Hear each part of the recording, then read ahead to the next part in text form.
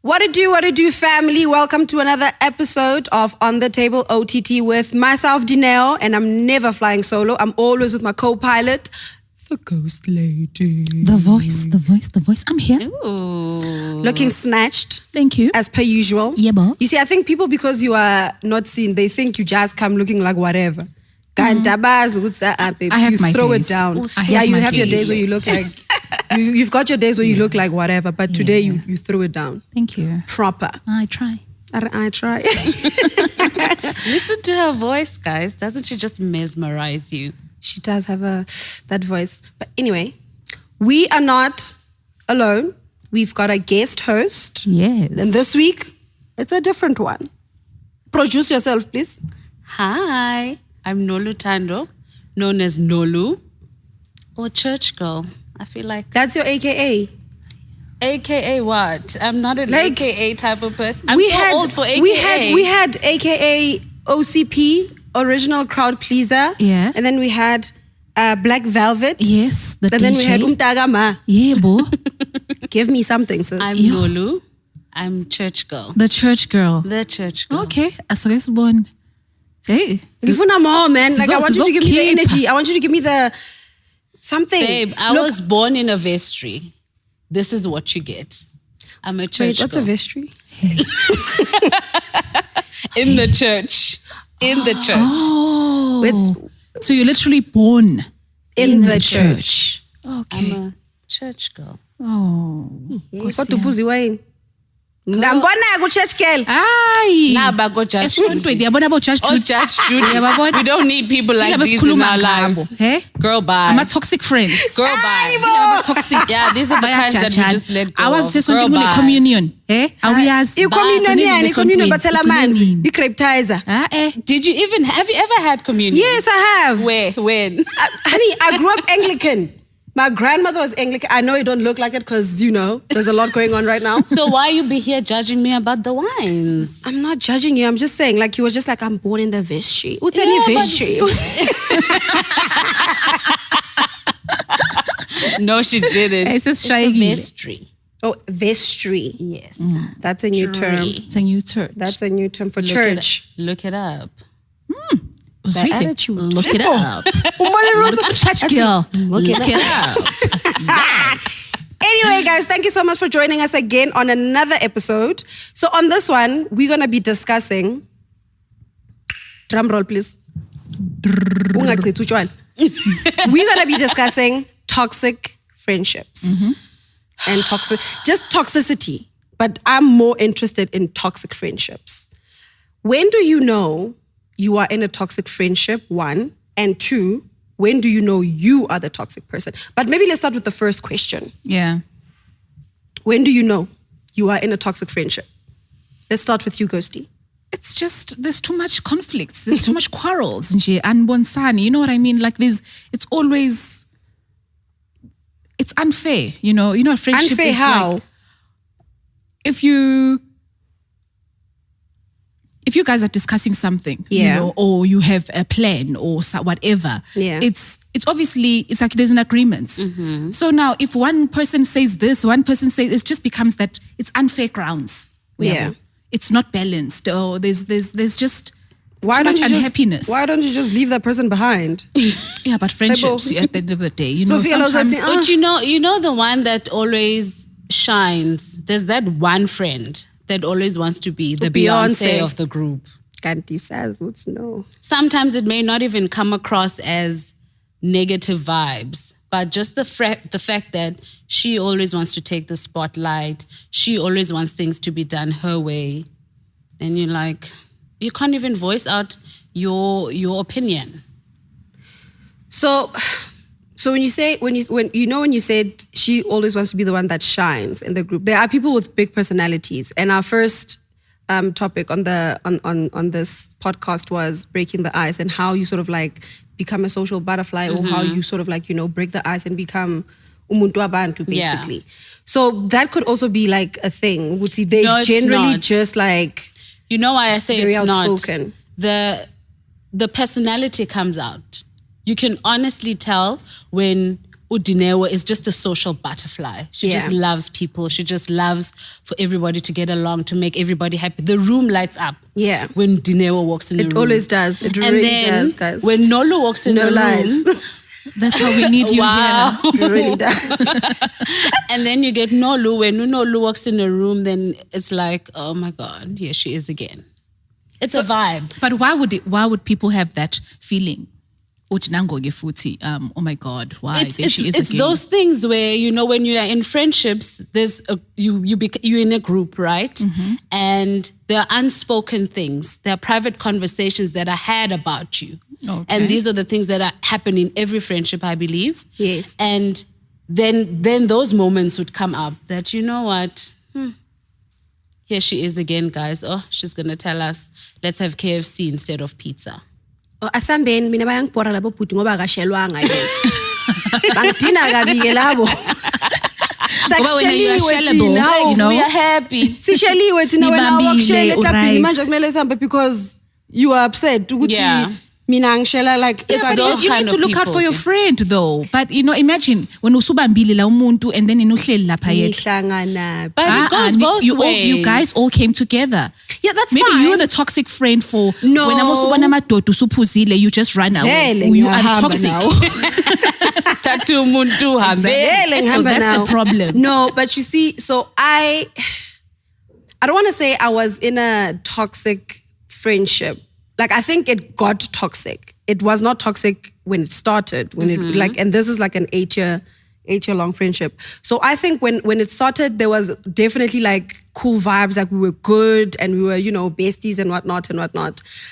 But it just got to a point where it felt like, you know, when you're always like second best in a friendship and you like, like just easily, like they get easily irritated by izinto, and it was just like it was no longer like a very nice environment anymore. And whenever Ukel would be in a relationship, like she would vanish, like I would literally cease to exist. That's the thing. That is growth. There's growth, because sometimes you can't keep the friends you had in primary school. Let's be honest. No, it wasn't varsity. This is varsity. There's vanishing and there's growth, though. There is growth, yes. But there's vanishing also. But you need to also allow your friends to, like, if but they're guys, in a new why relationship. Are we always like that though? When we have a new man, then your friendships just take the back seat. like we always do that as girls or women. Yeah, like literally that's what happened. So we'd be fine, like she's single or whatever. And you know why I thought it had become toxic, or it was like one-sided? Because when I have a boyfriend, like I'd always avail myself, I'd always have time, you know, to sort of like link up and whatnot.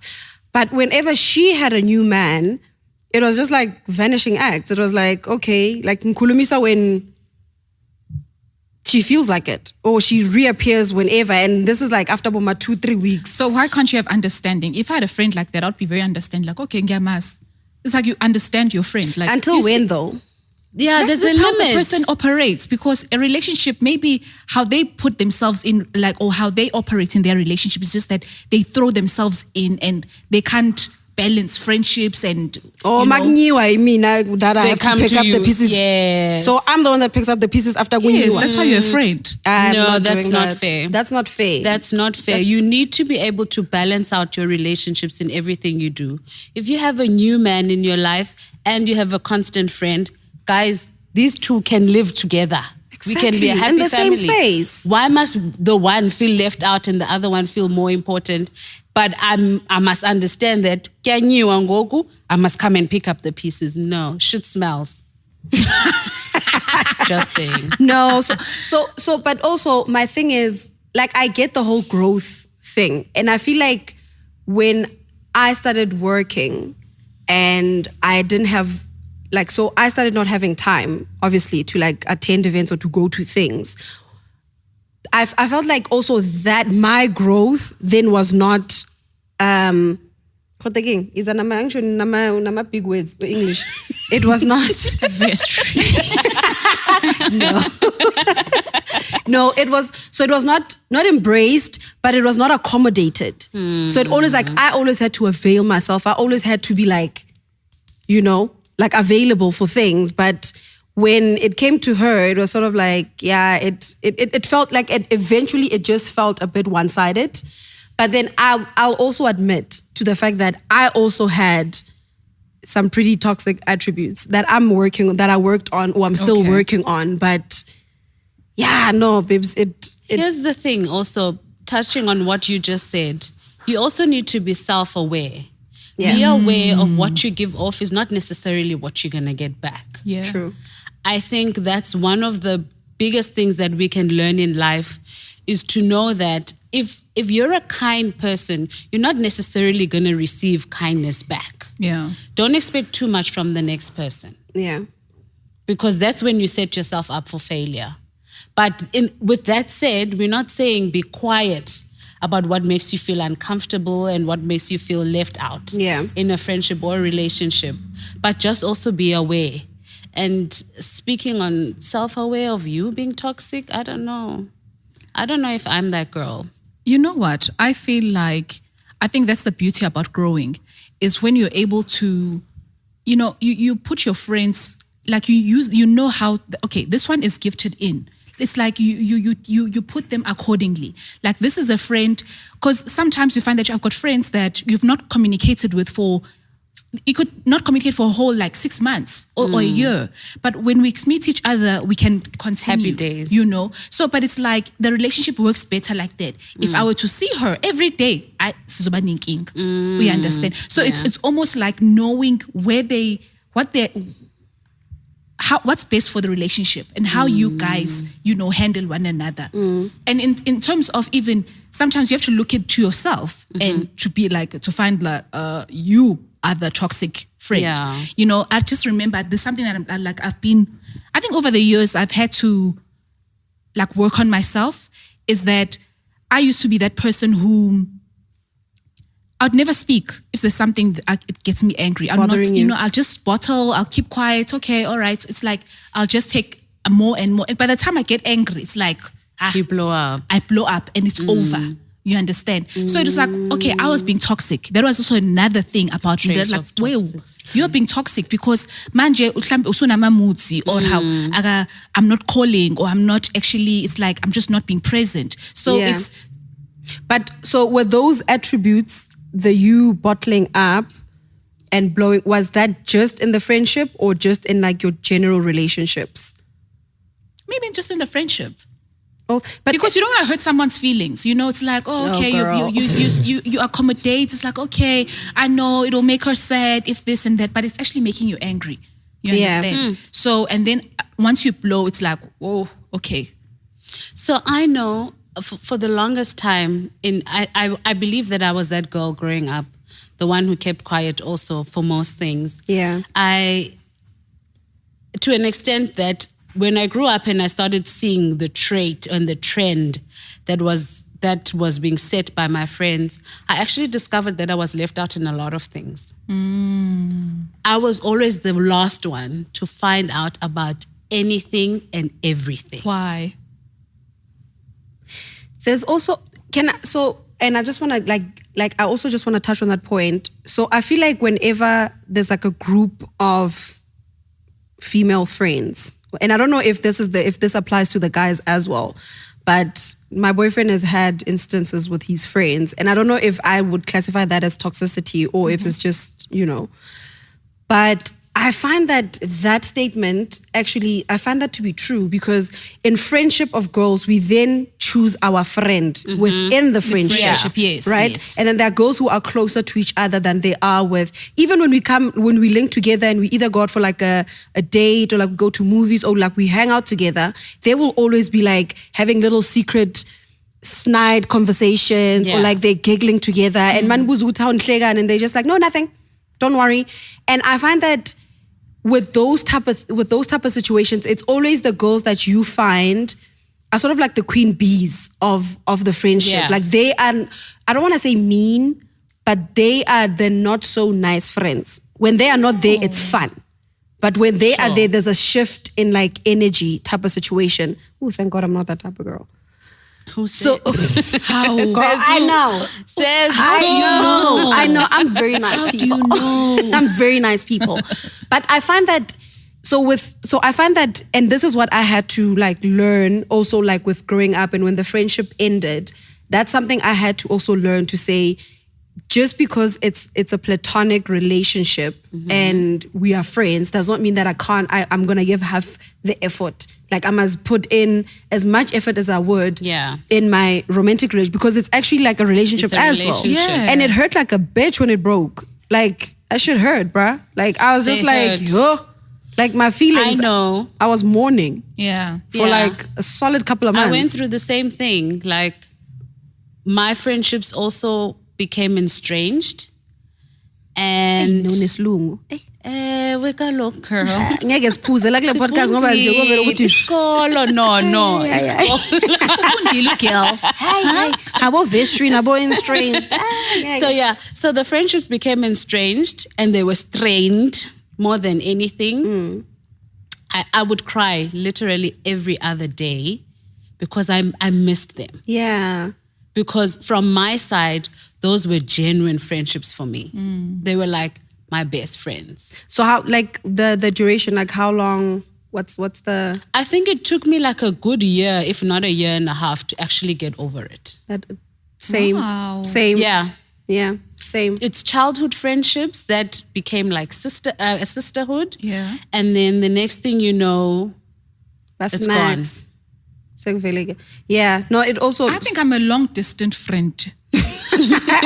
Like I work well with long-distance friends. Really? I like my people. Close. Yeah. No, I make a good, like... Long-distance. I don't feel like there's a friend, like, I just know in my head, like we were close, whether it was in varsity or it was high school or it was when I was in that previous job, you understand? But it's like, we were close. I've had to learn that. Yeah. I've had to learn that also, but in a good way, because my best friend relocated. So obviously everyday life becomes so hectic and you can't keep up with everything and in touch like you used to when you're in high school or whatever. So I've had to learn to love long distance relations, and really when we do get together, it's like it's a party. Exactly. Yeah. But can I tell you, so when my friendship crumbled or fell apart, it was also I wasn't sure if I got cut off or if it just fizzled. How were you a toxic friend? How was I a toxic friend? So what did you ghosty. do? What did you do? No, let's own it. So I realized and this came from like you were saying, like introspection, where you have to literally sit there and be like, so it didn't take just the one person for the friendship to fall apart. Like obviously I was a contributing factor, if not the majority of it. I don't know. Because we've never had that conversation to say, you heard me in this manner and this is what you did, right? So from where I'm speaking, for me, it's an assumption. So I'm thinking, and this is based on history, and this is based on the conversations we've had. And I think this is what led to the friendship finally getting to a point where it's like, actually, you know what? It's not going to work for us. So I'm not like the most timiest person. Like I don't get to things on time. Like I'm forever running late. Like I always like... So you'd say, Slangana was 6 and I get there like 6:30 or 7:15 type of situation. And this is what, like, that's what I'm saying. And that's toxic right there. But that's what I noticed. Uguti, okay, so it would be like we would gather and then I'm always the one like, no, I'm like 5 minutes away, but I've not even left home type of situation, right? And I think she got to a point where she was like, I'm actually done talking to you about this. So it moved from, is it English word again?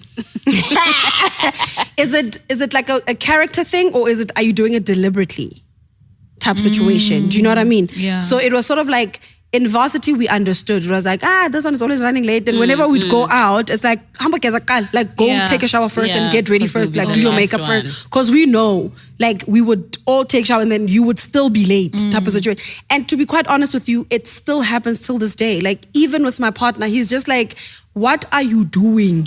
Like, like so and for the life of me, I can never explain that. But be that as it may, like I feel like that's what contributed to the friendship breaking down. I can't think of anything else because I've never taken her man. Like we don't attract the same type of guys, type situation. So if it's not the time thing, and which is toxic as well, because it's not nice when somebody's like, it's my birthday, get there at 6 and you arrive there at 7. It's like, what the fuck, dude? Do you know what I mean? So for me, I think that's what it was. I don't know if there's anything more to it, because we've never spoken about it. Obviously, there's two sides to a story. There's always and it was just always like, so I left it at that. And this is what I'm saying. I don't know if I was cut off or if it was just like it just fizzled. But what I do appreciate though is the fact that we never got catty on social media. We still follow each other on social media. It's still like it's civil. Like it was never like a throwing shade and now you guys are grown up. Yeah, no, we grown. She's not the one who disliked the podcast. She's not? Is she not the one who disliked the podcast? She probably is. You never know. Please apologize. No, she's not that type of person. Shame. Like she's cool peeps. She's cool peeps. But I just feel like, but also when you grow up, the older you get, your personalities change, your values change, like certain things about you change, and then you just find Wuti, me and this person are not exactly on the we're not on the same par anymore, and it's okay for it to.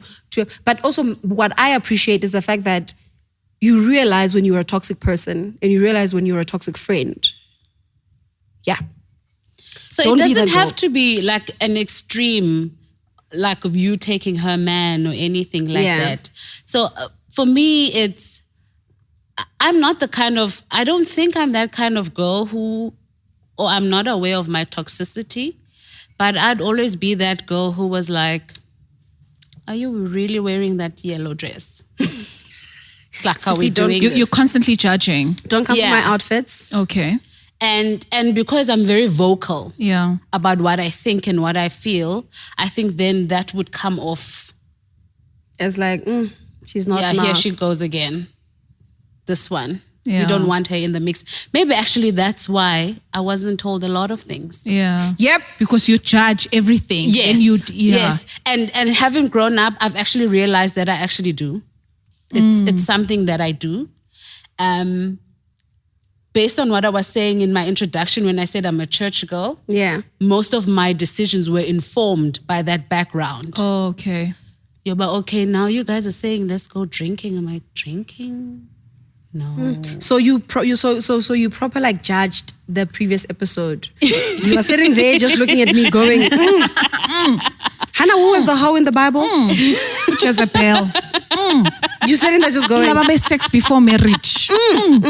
Like about my one night stand. What are we doing this? The cohabitants. No, cohabiting. No, because I never had one. So before you judge, are you gonna drink that? You can have it, okay, babe. Thanks. You can really have it.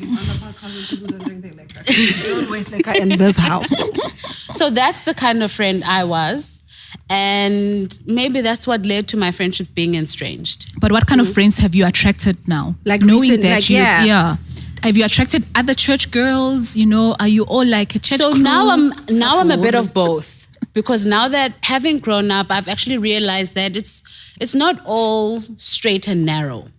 Like you mix with people do things, people enjoy doing different things, and you don't have to voice out your opinion about what other people are doing. Exactly. Yeah. That's also, and I think, and I like that, and I think that's the most important thing in friendships. If you disagree with somebody or you find what they are wearing or whatever is a bit like not your style, because when you've got style, there's a nicer way to say it, or sometimes just shut the fuck up. Yeah, you don't need to say it, honestly. I just feel like, guys, you need to attract people that can understand you.